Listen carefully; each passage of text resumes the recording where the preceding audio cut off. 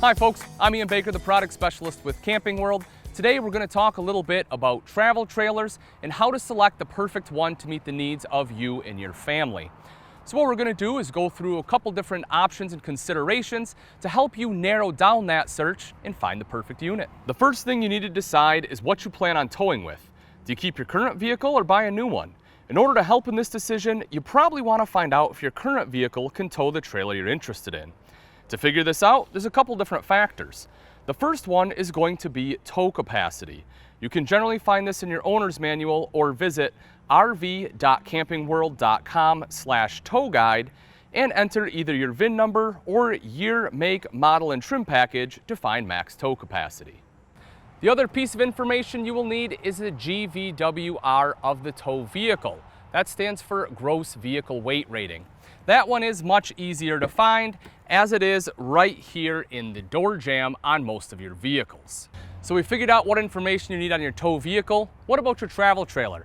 There's two big pieces of information you're going to need to know. The shipping weight, also known as the dry weight, and the GVWR. Your shipping weight you can get from either the manufacturer or the dealer you bought it from. The GVWR will be on a sticker right here on the outside. What you want to do is take that shipping weight, compare it to the tow capacity of your vehicle, and account for the stuff you plan on putting in it. Things you'll have to consider: the weight of your battery, the propane, as well as any water that you plan on traveling with in your fresh water tank, and again, everything that you pack inside the camper. Most people are somewhere between 500 to 1,000 pounds of stuff, so again, take your shipping or dry weight, add in the weight of everything you add on here, make sure it is under the tow capacity of your tow vehicle and under the GVWR of the trailer itself. Now that we've figured out what you can tow, it's time to narrow down the search a little bit further and talk a little bit about construction. So we're going to go with your sidewall construction and talk about the two different types and the major differences. The first one is going to be your traditional or conventional style of construction, which will have aluminum siding, wood framing, and will have your rolled, generally fiberglass insulation. The other option will be your fiberglass exterior. This one has two different styles or methods of construction. One will be what they call in the industry a hung glass wall, which is very similar to construction to traditional. It still has your wood frame and your rolled insulation, but rather than your aluminum exterior, has fiberglass exterior. The other option is a laminated product. That one will have a fiberglass exterior, will have aluminum structure, and styrofoam insulation. There are advantages to both methods of construction. While your fiberglass tends to be a little more aesthetically pleasing and is easier to clean, your traditional is generally more cost-effective and is easier to repair. So we've narrowed down what you can tow, as well as what kind of exterior you prefer. Now we get into probably the most complicated part, which is the floor plan. This is where the most variants lie and where you really want to try to find one that works perfect for you. So where do you start? I generally try to ask people, how many people do you plan on sleeping in the travel trailer on a regular basis? If your answer is 4 or more, most people go with either a bunk model or a toy hauler with a rear queen drop-down bed. The reason being, although the dinettes and the couches in most RVs do make up into beds, if you're doing it day in and day out, some people tend to find it a little tedious. With the bunks or the drop-down queen, you can make the bed and leave it, and it is good the entire time you are camping. So, what kind of bunk models are there? Let's go over a couple different options. The first style of bunk model travel trailer I want to talk about is a rear corner bunk unit. These ones right next to me are commonly referred to as a double over double because they are double wide. Because they're larger, they also tend to have higher weight capacities, meaning they can usually accommodate adults. As you'll notice, this one is also on the camp side of the RV, or the door side. The reason that's great is outside you tend to have storage underneath the bunk here, or possibly an outside kitchen. So if that's something that you're looking for, you will probably want the bunks on the camp side. If, however, you maybe want kids to be able to come right into the bathroom without traipsing dirt all the way through the camper, then you'll want the bunks on the other side because the bunks in the bathroom will switch places. When the bathroom's on the campsite, they usually put a door there for exactly that reason. Everyone can come in, do their business, and head back out without making a mess of your RV. Another option that is available is what's commonly known as a bunk room or a bunk house. Generally, it's in the back of the travel trailer, and you get an actual separate space for the kids where there's usually about 3 to 4 bunks. Again, there are multiple setups in the way that this can be laid out. A very common one is what we have right here, where you will have a slide out with a foldable top bunk and a sofa underneath. On the other side, you have a raised bunk. The reason this is raised up is outside of here, you have a big outside kitchen.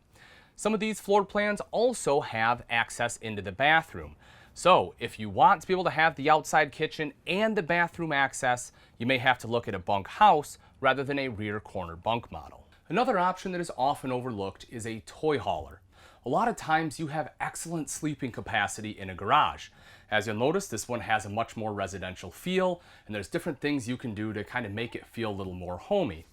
You'll also see this one is equipped with the Happy Jack power bed, so you can drop this queen bed down, and you have 2 rollover sofas. You essentially have 2 queen beds back here, meaning you can sleep 4 adults.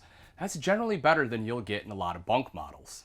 Now, if you mainly only plan on having 2 people sleep in your RV and just need some extra space for additional guests that may come once or twice a year, maybe a little bit more than that, you have several options available to you as well.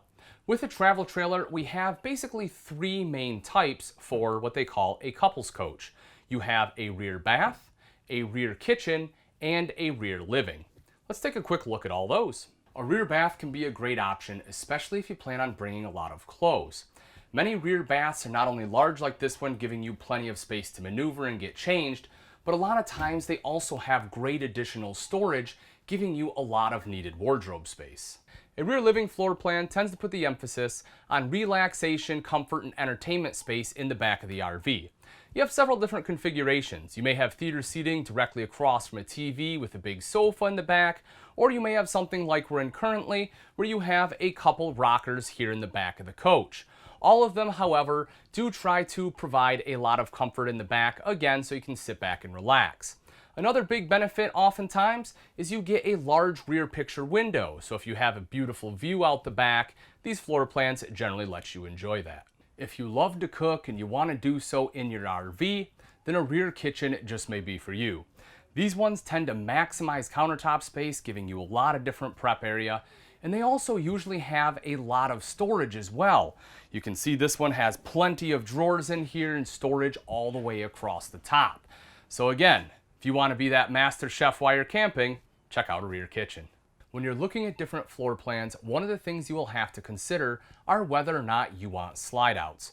Slide outs are great because they add so much space inside, and it allows for some unique things. For example, in this RV, where we have 2 opposing slide outs, it allows for a center island in your kitchen.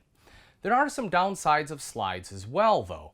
If you have one on your campsite, sometimes that will impede your campsite. You won't get quite as much awning coverage.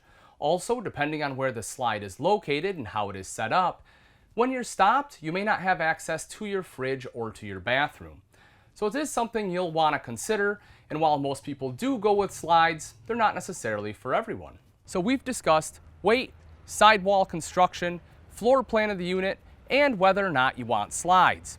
The last thing you need to think about are some of the special considerations which are based upon your specific usage. If you plan on camping somewhere where it's hot a lot, second AC might be something you look for. Or conversely, maybe you want to do cold weather camping. You probably want something that's 4-season capable. Residential fridge may be up your alley, possibly a U-dinette. There are a lot of other little things that, again, you'll want to think about before you make that final decision. All right, folks, that wraps it up. Hopefully this video showed you some of the different options that are available in travel trailers and helped narrow it down so you can find the type of travel trailer that'll work best for your needs. For more in-depth information, make sure you check out our RV reviews on YouTube for a complete walkthrough. If you're ready to start shopping, visit rv.campingworld.com and use our guided RV search to shop over 20,000 travel trailers. Thanks again for watching. I'm Ian Baker, and let's go camping.